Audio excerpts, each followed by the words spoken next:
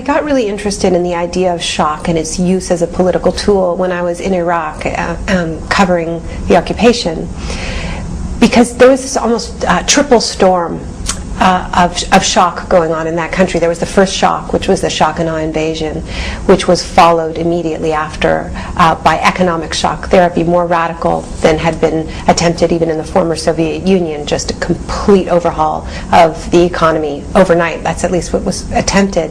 And then there was this third shock, which came into play after people started resisting the occupation and those other two shocks, and that was the shock of torture.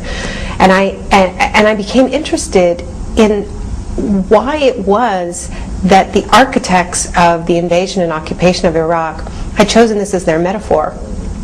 And what was it about the idea of shock that was so appealing to the people who wanted to remake Iraq?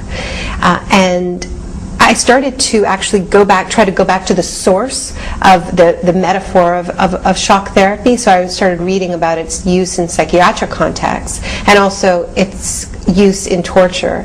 And that led me to a really close reading of the declassified CIA interrogation manuals that were first published in 1963 and in the 80s, reprinted and have since been declassified.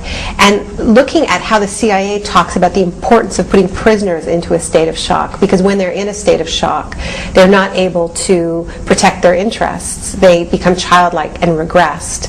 The interrogation manuals are really obsessed with this idea of regression. So I started to think about how that had been applied on a mass scale. The exploitation of crisis and shock has very consciously been used by radical free marketeers. And I start the book quoting Milton Friedman, where it's something he wrote in 1982, only a crisis, real or perceived, produces real change.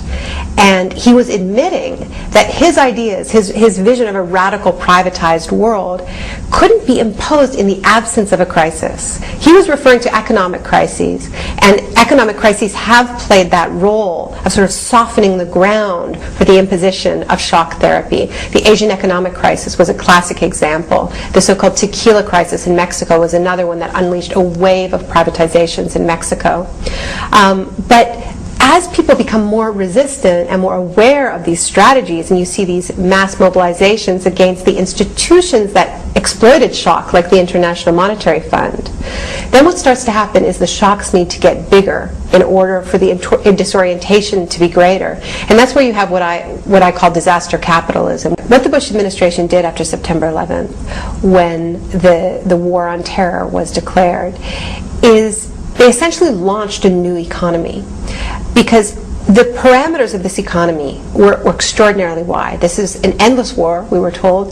The enemy could not be reasoned with, there could be no diplomacy, there could be no discussion, there could only be attack, and that it would not end until evil was defeated everywhere, right? So if you think of it as a business plan, it could hardly be more profitable, because basically what you're saying is you've got this new market, it's never going to end, and we have unlimited funds to finance this new market. So unlike a one-off war, what they were building was a permanent new part of the economy, a privatized security state.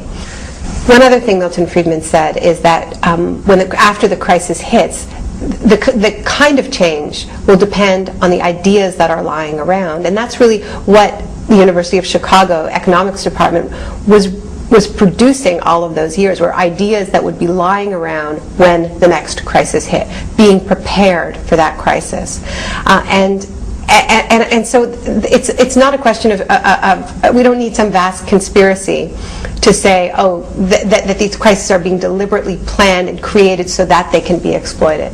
Now, certainly there are some cases of deliberate shocks that were then exploited. Like the book starts with the coup in Chile, which was obviously a planned attack that put a country into shock, and then was exploited for the sort of first classic case of economic shock therapy. The war in Iraq was, of course, planned as well, and planned to be as shocking as possible, called shock and awe, so that it could be exploited.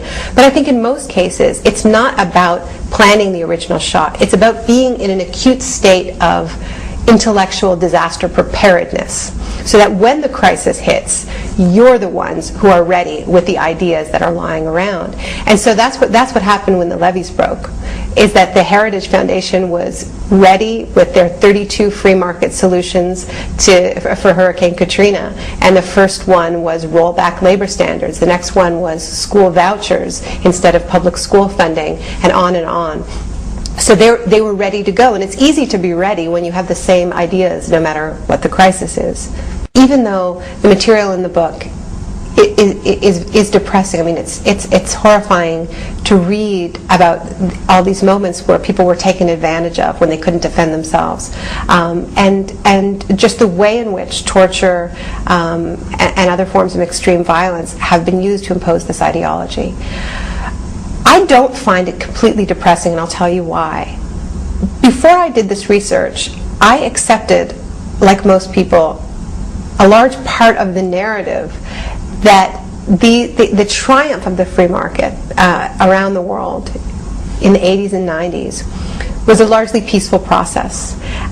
And that in fact, even though we progressives don't admit that there is no alternative, we lost faith in our alternatives, and we accepted this narrative that there was a great battle of ideas and that we lost that battle, And when we look back, and this is what I do in the book, is I look at key chapters where this free market ideology has had its leaps forward, like the coup in Chile, then the collapse of the Berlin Wall and the breaking apart of the Soviet Union, Poland in 1989, Tiananmen Square in 1989, and looking at these key junctures where you had these big leaps forward for Milton Friedman's ideology.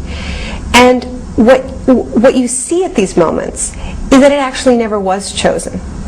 And the fact that we can look and say, okay, well, what did Polish voters vote for in 1989? They voted for a party that was promising not to privatize their state companies, but to turn them into workers' co-ops. And what did South Africans vote for in 1994? They voted for a party that was promising to take the rich resources of that country that was in the hands of a tiny elite and redistribute them. What did Russians want in 1993? Most of them believe that privatization should also be done through worker ownership. And these ideas were blasted out of the way through various forms of shock and violence. But it wasn't that we didn't have the ideas, and it wasn't that we ever consented. It wasn't that we were ever convinced of the rightness. We just succumbed at various points.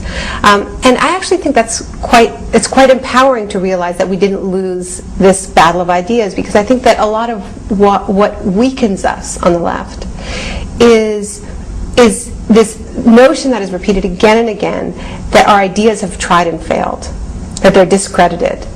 And that, I think, keeps us from having the strength of our conviction in key moments. So that's part of the reason why I wrote the book, to say it wasn't a battle of ideas, it was a real battle. It was a real war with real casualties. So we came up against brutal forces and we lost, but we didn't lose the argument.